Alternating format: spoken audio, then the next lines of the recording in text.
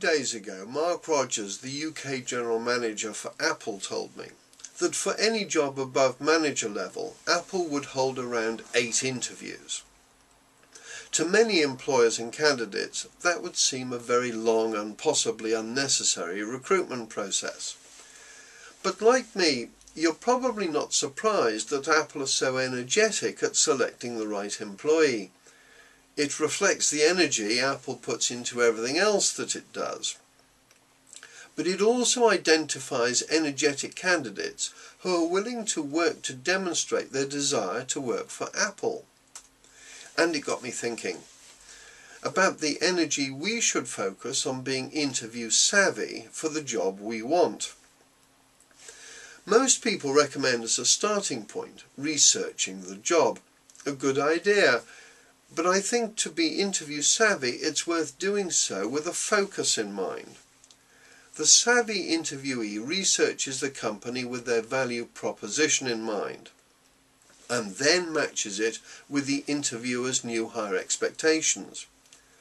That might seem obvious, but there are things that savvy job applicants will find out.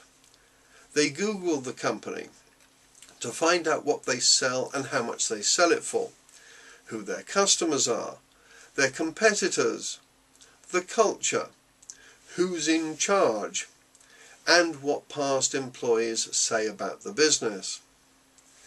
The relevant finances, the management style, work ethics, and anything else that they may be interested in.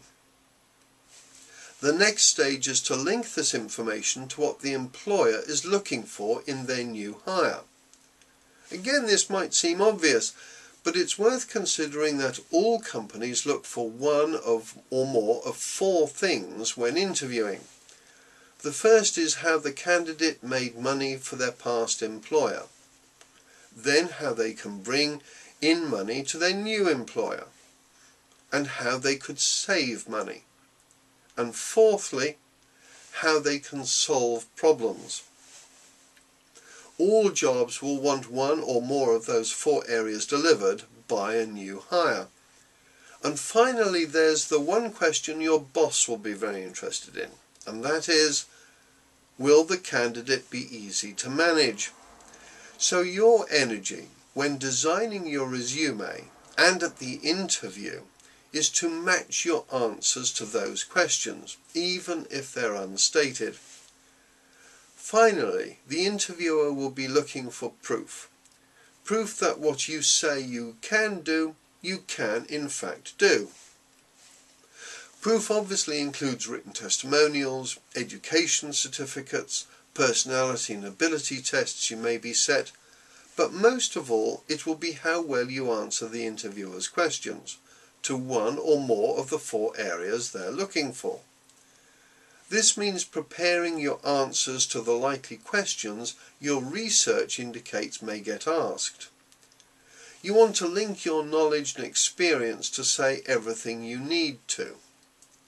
This means rehearsal, and the more rehearsal you have, the better you will appear. Then on the day, arrive in good time with any documentation that's needed and some spare copies of your resume. Finally, don't forget to have some questions to ask the interviewer. These should be based upon your research, but allow you to restate what you can offer. After the interview, send an email thanking the interviewers for inviting you to attend, and say how useful the time spent was to you. And if you'd like further information on interviewing technique, then feel free to contact me. And have a great day.